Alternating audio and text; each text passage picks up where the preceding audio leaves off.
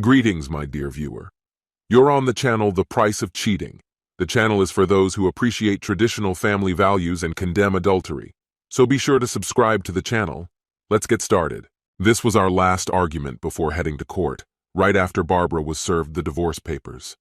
We were both playing our parts, like actors on a stage. I pretended I wanted to work things out and save the marriage, but in reality, the moment I saw the photograph of her kissing Bradley Jacobson, I knew our 35-year marriage was over. It was already decided, and when I watched the first few minutes of the private investigator's video, I mentally buried our relationship for good. I wasn't sure what Barbara was pretending. Maybe she thought we could still discuss her ongoing affair, or maybe she believed we could come to some agreement where she could stay married to me while continuing her relationship with Bradley. Barbara Smith, my wife, a lawyer, and Bradley, one of her assistants. Barbara's professionalism lay in her ability to make irrational things seem rational, an ability she clearly brought home from work. At home, she used this skill freely. "Oscar, be reasonable," was her favorite phrase throughout our 35-year marriage. But after I filed for divorce, she came up with a new favorite: fragile male ego. For example, "Oscar, it's not about who I'm seeing or not seeing. It's about your fragile male ego." I began to hate that phrase, so it wasn't surprising that our last conversation didn't last long before she said it again. "Oscar, if you could just deal with your fragile male ego, you'd see that none of this threatens you."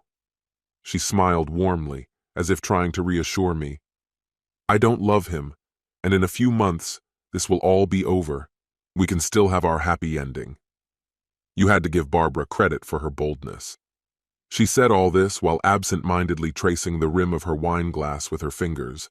On the kitchen table beside her lay a manila folder containing the divorce papers and incriminating photos from the investigator. But Barbara was still talking about being reasonable, as if I could just set aside my fragile male ego and save our marriage. The problem was that Barbara thought we were still negotiating, while I had already mentally checked out. I just wanted it all to end. "Barbara, can we pause for a moment?" I interrupted her mid-sentence. "You keep mentioning my fragile male ego, and that if I could just get over it, everything would be fine. What exactly do you mean by that?" She stopped, frowning slightly, clearly annoyed by my interruption. "It's simple, Oscar. You're afraid of competition. You're worried you won't measure up." She smiled, this time with a hint of pity. "But don't worry, you're still my man." "And Bradley?" I asked, watching her blush slightly. "Bradley?" She hesitated for a moment before responding. "Bradley is just a distraction, like a gym membership. I'm not replacing you or stopping loving you. There's nothing for you to worry about." I looked at her with mild bewilderment, the kind of expression husbands use when they want their wives to feel superior, usually to deflect attention. "So, just to be clear, you think I'm afraid that you'll stop loving me or replace me with someone younger?" She nodded, her smile growing wider. "And you think that makes me insecure? That I need support?" I asked, dragging out the words as if trying to grasp something. "Exactly, darling, there's nothing to worry about," she repeated, patting my hand in a patronizing gesture. "And this insecurity is because I'm a man?" I asked, barely containing my irritation. "Oh, Oscar, it's not just about you," she said, her smile now triumphant. "All men have fragile egos. It's our job as wives to help you stay confident so you remain stable."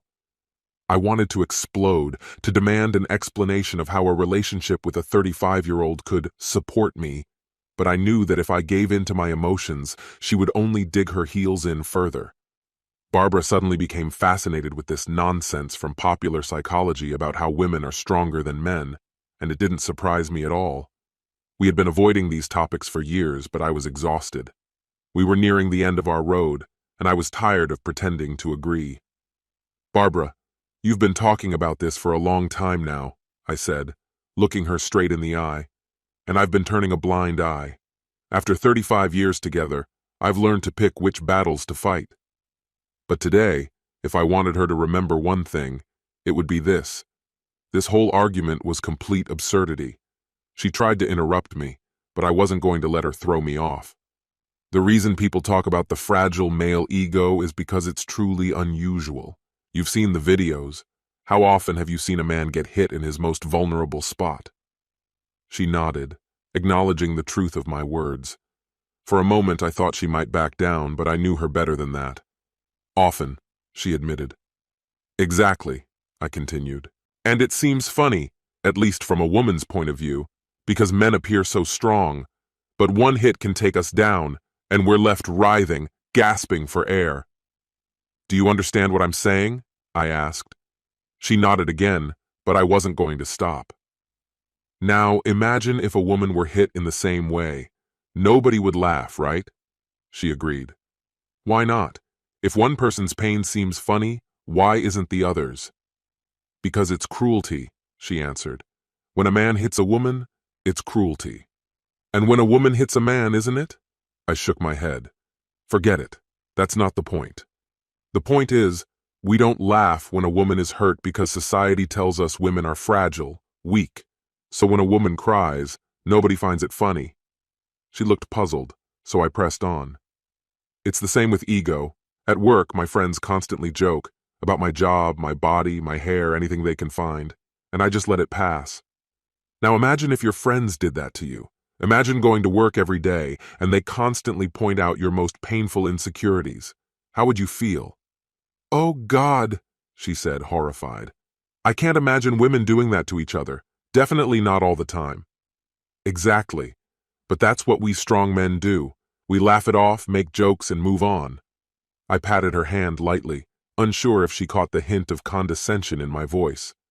The truth is, the only place I allow myself to be fragile, vulnerable, is here, at home. Here, I lower my defenses, take off the armor, and show my soft side, hoping you won't take advantage of it. What you call my fragile male ego is just my willingness to be vulnerable in the one place I feel safe. Do you understand? Barbara smiled and nodded, but I could see she was already preparing to argue. Yes, Oscar, she said. Here you're safe. You can be vulnerable.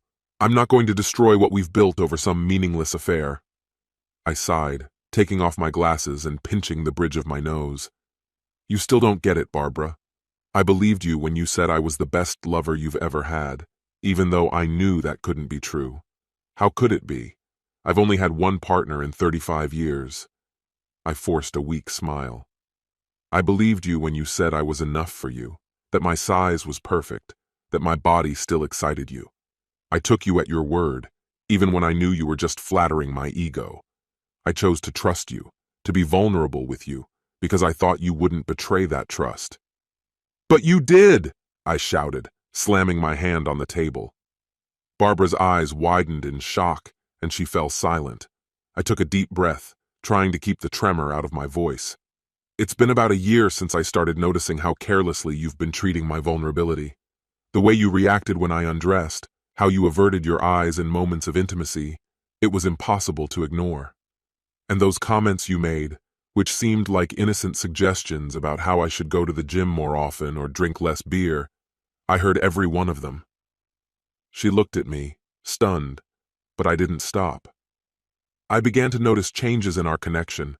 You stopped sharing the little details of your day and stopped asking about mine. You were around less and less. Even before Bradley came into the picture, I already felt that you were no longer the safe place you used to be. You were no longer the one who protected my feelings. I paused, feeling a tightness in my throat. She, a lawyer, had lost her words? I kept my gaze fixed on hers, not looking away. Her eyes glistened, and I knew mine did too. But I held back the tears. Barbara, I tried. I really tried. I took you to dinner more often, complimented your outfits. I planned trips for just the two of us, made time for us to be together. I did everything I could to remind you how much you meant to me. I dressed better, started working out again. I hoped it would bring back memories, remind you of how important I used to be to you. I looked at my hands, fighting back tears again. Not now. I couldn't let her see me break. I couldn't afford to be vulnerable anymore. But nothing worked. It wasn't enough. You always had reasons to cancel our dinners, explanations for why we couldn't go on trips. When I told you how beautiful you looked, I saw in your eyes that you were thinking about whether I knew you were dressing for him. And when I sent flowers to your office, your silence was deafening. I looked at her again. Later, when you started picking fights just to avoid spending time with me, I knew I had lost. You forgot that I was once special to you, and as a result, you lost that special place in my heart too. I never used arguments as a reason to avoid intimacy. I sighed in frustration. Seriously? Was that all she took away from this? Barbara, why can't you be honest? If not with me, then at least with yourself. For the past year, you've been pushing me away. She shot me a quick glance, then lowered her eyes to her hands again, hands that still felt so familiar to me. I shrugged slightly. Yeah, back then my ego was fragile. I spent a lot of time in my office mourning the slow death of what we had. I tried to hold on, to create the appearance of strength, the same strength I show at work, so you wouldn't see how much you had hurt me. I started finding reasons to avoid home, to avoid someone who seemed determined to hurt me without bothering to hide it. She looked shocked, and I smiled slightly, lightly touching her hand. But you'll be glad to know my fragile ego has healed. I've filled my life with new things, found people who made me feel valued again. She looked up, and I saw a glimmer of curiosity in her eyes. I couldn't help but smirk. No, I didn't cheat on you, but I did notice that some of the women at the gym were less annoyed by my presence. When I gathered enough evidence and started talking to a lawyer, you had no idea how shattered my fragile ego had been. Is that it? I thought so. I'd said everything I needed to, and for the first time I believed she finally heard me. Maybe now we could find a way to move forward. But of course I was married to a lawyer. For her, there are no lost cases. Oscar, that wasn't necessary, she shouted. Yes, I was distracted, I admit it. But I never stopped loving you. In my heart you were always number one. I'm sorry I didn't realize how much I was hurting you, how fragile you were. Barbara kept talking, painting vivid pictures with her words, but I had already stopped listening. The word, fragile, surfaced again. She still didn't understand, and I suddenly realized she probably never would. I wasn't going to soften the blow anymore. Barbara, stop, I said sharply. I knew she could hear the irritation in my voice, despite my attempts to suppress it. I took a slow, deliberate breath. You really don't get it, do you? You're convinced this is about me, about my fragility, about some fragile male ego, right? There's nothing wrong with that, I continued, keeping my tone steady. Everyone, men, women, has an ego that's fragile to some extent. We all rely on those we love to protect it. But yes, men can be particularly sensitive in this area. I leaned forward, holding back the sarcasm that was ready to burst out, though she certainly wasn't making it easy for me. Let me tell you a little secret. Barbara, for most of our 35 years, I've been careful with the truth when it came to you.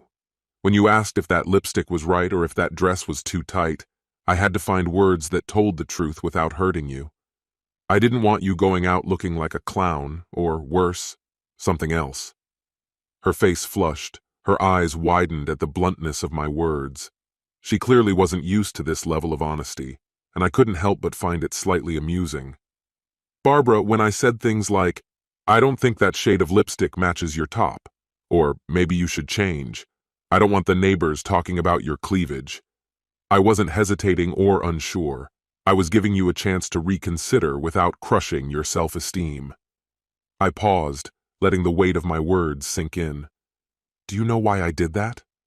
She shook her head, visibly confused. Because I didn't want to hurt your ego. That's absurd, she snapped, her face twisting in anger. I can remember plenty of times when you didn't hold back at all. I chuckled. I admit, I wasn't perfect. We both remember the time I said your eyeshadow made you look like a streetwalker, or when I agreed the dress wasn't exactly flattering on you. Her eyes darkened at the memory, that famous cold silence that followed with a sarcastic, thanks for your honesty.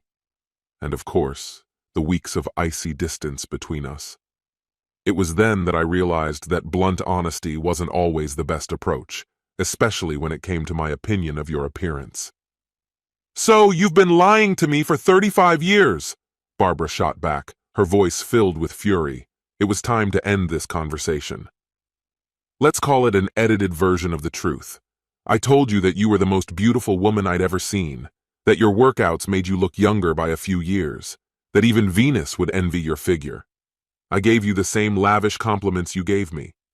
It was my way of showing how I saw you, and yes, maybe a little bit to protect your ego too.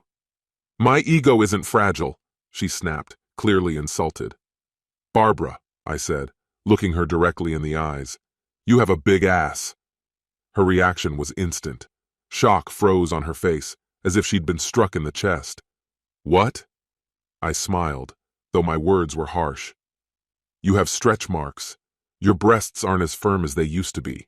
Your hair is starting to gray, and your teeth aren't as white as they once were.